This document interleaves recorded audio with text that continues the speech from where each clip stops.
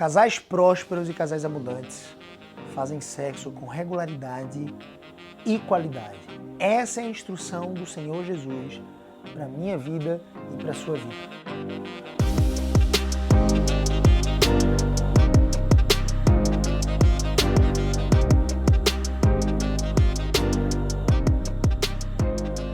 Dentro do ambiente de casamento, muitas pessoas ficam com o tabu de conversar sobre esse assunto.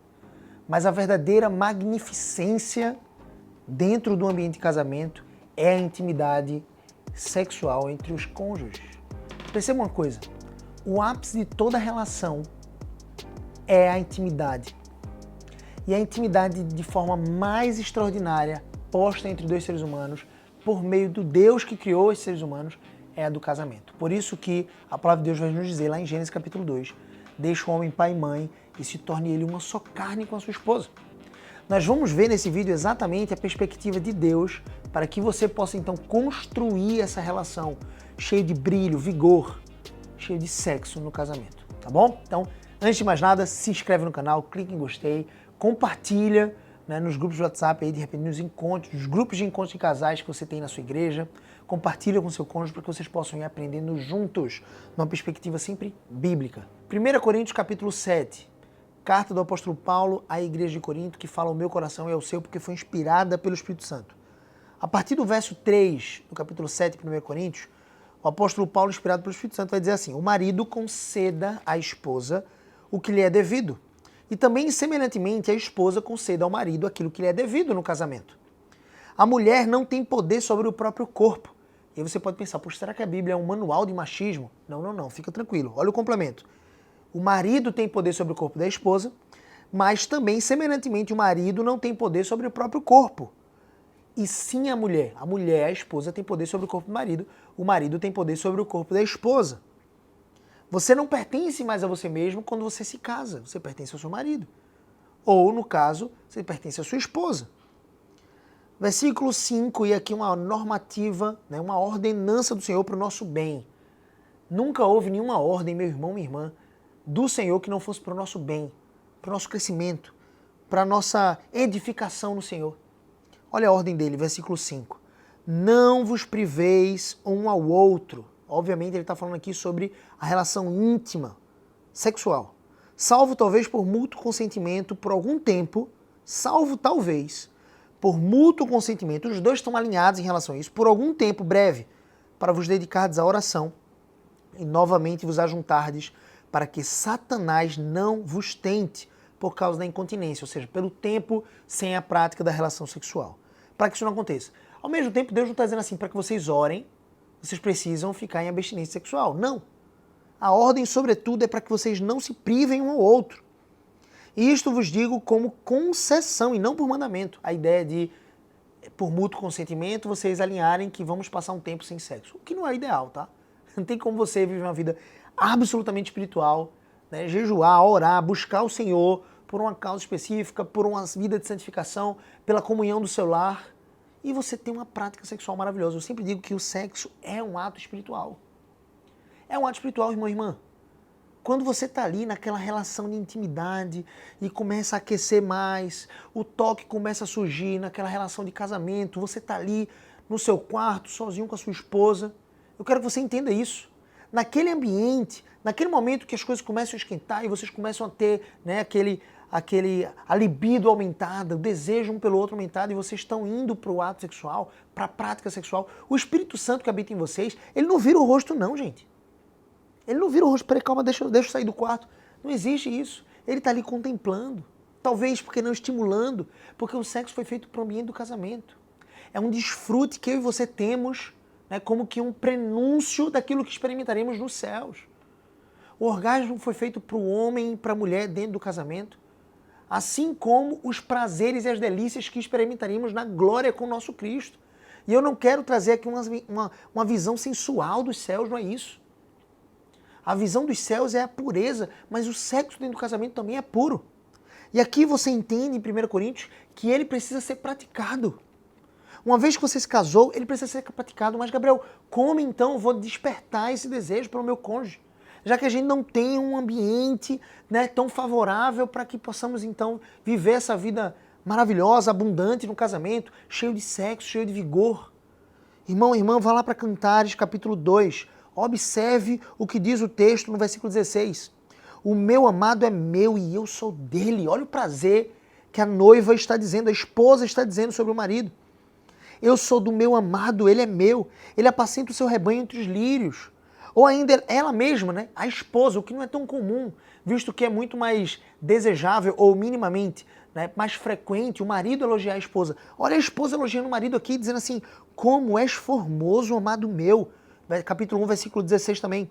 Como és amável. O nosso leito, né, a nossa cama é de viçosas folhas, ou seja, ela tem vigor.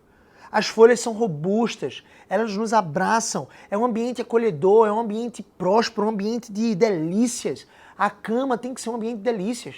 Não é o lugar para você ficar mexendo no celular, jogando joguinho. A cama é para dormir e para fazer amor, meu irmão e irmã.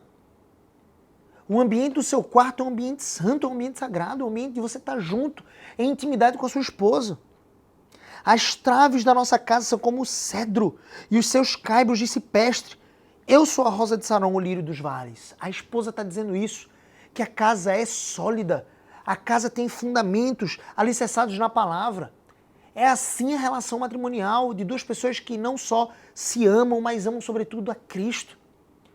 Meu irmão e irmã, eu quero que vocês entendam isso. Eu odeio a expressão, porque eu acho que ela não é bíblica. Eu odeio a expressão sobre espontaneidade. Ah, não, mas eu não estou sentindo no meu coração desejo pelo meu esposo. Meu irmão, minha irmã, por favor, me corrijam se eu estiver enganado. Você sente desejo de escovar todas as vezes que você vai escovar os dentes? Você sente desejo de se alimentar de forma saudável todas as vezes que você deveria se alimentar de forma saudável? E mesmo assim você sabe que é o certo, você sabe que é o bom. E por saber que é o bom, você deveria então buscar esse padrão. Nós precisamos forçar, muitas vezes de forma esforçada mesmo, intencional, alguns desejos. Ah, não estou com desejo de escovar o dente, mas eu preciso ir lá e despertar esse desejo. Ah, não estou com desejo de repente, fazer aquele relatório para o trabalho, mas eu preciso ir lá e fazer porque ele é importante. Porque ele vai possibilitar um crescimento na minha empresa, o que seja. Então, eu não estou com desejo de repente de viver uma vida sexual com meu marido, eu estou cansada, mas eu preciso despertar esse desejo porque eu entendi que biblicamente eu não tenho outra escolha. Ou eu vou sofrer fazendo isso, ou eu vou fazer isso de forma intencional e esforçada, mas de forma prazerosa. Você precisa, então, dar um shift, muitas vezes, na sua mentalidade. A sua mentalidade precisa ser próspera e abundante em relação ao sexo. Em relação a viver uma vida sexual com o seu cônjuge. Olha só o que diz o capítulo 4. Existe uma observância. Às vezes os casais pararam de se olhar, de se observar. Você precisa parar e contemplar a sua esposa. A nudez dela é para você. Eu sei que muitas pessoas falam sobre a nudez ser para o cônjuge no que tange a prudência, a modéstia no se vestir. Quando você vai para algum lugar, você precisa se vestir de forma modesta. Você precisa evitar a sensualidade desagrada a Deus. É óbvio. A nudez é para o cônjuge, então eu preciso me vestir de forma modesta quando eu vou sair diante de outras pessoas. Ótimo. Mas a nudez é para o cônjuge também se inverte esse padrão a ponto de você ter que olhar a nudez da sua esposa. Você tem que olhar a nudez do seu marido. Isso é bom. Isso é bom. E olha só o que diz aqui no capítulo 4. O esposo começa a dizer, como és formosa, querida minha, como és formosa. Ele exclama. Ele está gerando emoção pelos seus poros, pela sua fala. A sua intenção conduz o seu sentimento. Não o seu sentimento conduz a sua intenção. É o contrário. Ele força às vezes o sentimento porque ele conduz esse sentimento por meio das suas palavras, por meio da vibração, da sua energia. Ele tem uma intenção clara de agradar a sua esposa, de amar ela, de se entregar a ela. Então ele diz, os teus olhos são como os das pombas e brilham através do véu. Os teus cabelos, ele está olhando ela toda, irmão. São como o rebanho de cabras que descem ondeantes do Monte Gileade. É óbvio que esses elogios aqui fazem sentido para o contexto da época. São os teus dentes, ele observa a boca da sua amada, da sua esposa, como o rebanho das ovelhas recém-tosqueadas, que sobem do lavadouro, e das quais todas produzem gêmeos, e nenhuma delas há sem cria. Todos os seus dentes estão lá, você é formosa, seu sorriso é lindo. Versículo 3 do capítulo 4, olha o que diz. Os teus lábios são como fio de escarlata, a tua boca é formosa. Quando você observa a boca de alguém e você diz que é formosa, você está vendo toda a sensibilidade daquela pessoa, a beleza íntima daquela pessoa que é reservada para o cônjuge. As tuas faces são como romã partida, brilham através do véu. O teu pescoço é como torre de Davi, edificada para arsenal. 1000 escudos pendem dela, todos os broquéis de soldados valorosos. 5, versículo 5. Os teus 2 seios. Olha só, ele vai descendo, né? Começa com o rosto, o cabelo, então vai descendo até os seios. Os teus 2 seios são como 2 crias gêmeas de gazela que se apacentam entre os lírios. Ele observa os seios dela, irmão. Irmã, ele observa os seios da sua amada. Faz quanto tempo que você não se expõe ao seu marido? Que você de repente não fica nua diante dele? Ah, Gabriel, eu tô com vergonha, eu não me sinto confortável com o meu corpo. Mas será que o seu marido não se sente confortável? Às vezes a mulher às vezes entra numa paranoia, né? Nossa, eu não tô tão à vontade, a autoestima parece que está baixa, a minha autopercepção de mim mesma. E às vezes o seu marido, o que ele mais desejaria era ver você, era olhar a sua beleza, era contemplar os seus seios, era contemplar o seu corpo nu. E às vezes você está tímida e não precisava. A nudez é maravilhosa, irmão. Dentro do casamento, minha irmã, você precisa se sentir linda. Homens, facilitem esse trabalho. Elogiem suas esposas quando elas estiverem nuas. E não apenas quando elas se vestirem com aquela saia, com aquela calça, o que seja, para de repente para um casamento. Elogie ela quando ela estiver nua. Presenteie ela com as melhores palavras, a intenção do seu coração, o seu ardor, o seu sentimento ali. O esposo diz no versículo 7, tu és toda formosa, querida minha, em ti não há defeito. Minha irmã, se você tem se sentido defeituosa, porque você não está na forma física que você gostaria, tem 2 convites. O primeiro é, se sinta linda e maravilhosa em qualquer forma que você esteja. O segundo convite é, não se conforme com a forma que você está atualmente. Essa forma é um reflexo dos seus hábitos, da não prática de atividade física, de repente, da não prática de uma boa alimentação saudável, uma boa dieta. Você pode conduzir o seu corpo para uma melhora nesse sentido e está tudo bem.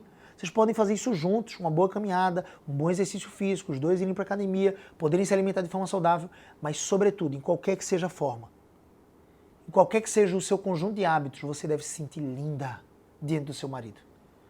E o seu marido precisa expressar isso para você. Mas, Gabriel, ele não é capaz de expressar. Você já manifestou para ele isso? A importância de você receber elogio, de você se sentir linda diante dele. Que belo é o teu amor, versículo 10. Ó, minha irmã, noiva minha, quanto melhor é o teu amor do que o vinho. O aroma dos teus ungüentos, o teu cheiro, ela era cheirosa, ela se perfumava para ele. Os aromas dos teus ungüentos são melhores do que toda sorte de especiarias. Os teus lábios, noiva minha, destilam mel, e o mel e leite se acham debaixo da tua língua. Ou seja, ele a beijava. E beijo de língua, tá? Que é próprio para o casamento. O lugar do beijo de língua é no casamento. Aí me impressiona alguns casais casados que já não beijam dessa forma. Precisa se beijar dessa forma. É a iniciação de uma relação sexual. E isso é maravilhoso. Casais prósperos, casais abundantes, casais que têm um brilho diferente, eles praticam sexo. Eles não são apenas amigos, embora isso seja muito importante. Eles não apenas têm uma comunicação muito boa e fluida, mas eles também praticam sexo. E eles criam desejo. Eles não esperam a espontaneidade, a natureza conduzir, os astros se alinharem, os planetas, a lua virar um eclipse, então a gente vai ter uma relação sexual de forma alguma. Eles criam esse ambiente. Eles despertam esse desejo com as palavras, eles conduzem esse ambiente propício para uma relação sexual, prazerosa, que cria intimidade entre os dois. Meu irmão, minha irmã, não ignore que a proteção dorme ao seu lado. Entre outras coisas, nós somos responsáveis por termos a nossa proteção em relação à palavra de Deus e à nossa intimidade com Cristo. Não vivemos uma vida dada à sensualidade, ou dada à prostituição, ou dada a coisas que são sexo fora do casamento. Muito menos a pornografia. A nossa responsabilidade é buscar o Senhor, independente de termos uma vida sexualmente agradável ou não. É fugirmos dessas coisas, abandonarmos as paixões carnais que são pecaminosas. Mas um dos passos para um casal casado fazer isso é buscar a paixão não carnal, não pecaminosa, mas a paixão sexual inflamada, ardente, dentro do casamento. Casais prósperos, casais abundantes, desfrutam de sexo. Eles criam de forma intencional um ambiente para isso. Eles criam de forma intencional frequência e qualidade. A sua satisfação, meu irmão, precisa ser buscar a satisfação da sua esposa no sexo. Irmã, a sua satisfação deve ser buscar a satisfação do seu esposo no sexo, naquilo que é bom, naquilo que Deus estabeleceu para vocês. Construa um casamento abundante para a glória de Deus. Amém? Deus te abençoe abundantemente. Obrigado por ter ficado com a gente aqui nesse vídeo. Compartilha com seus amigos de repente da igreja. Compartilha com o seu cônjuge. Divida esse ensinamento com ele. E clique em gostei. Além disso, se você puder comentar, comenta que eu vou estar respondendo vocês todos que comentarem aqui, tá bom? No vídeo. Deus abençoe. Me segue nas outras redes sociais, no Instagram, no TikTok, no Kawaii, no Facebook. Tudo Gabriel CBO. Você pode digitar Gabriel CBO e vai aparecer. Você vai poder se inscrever e a gente vai se ver por lá, tá bom? Deus abençoe. Instruções bíblicas para sua vida e casamento.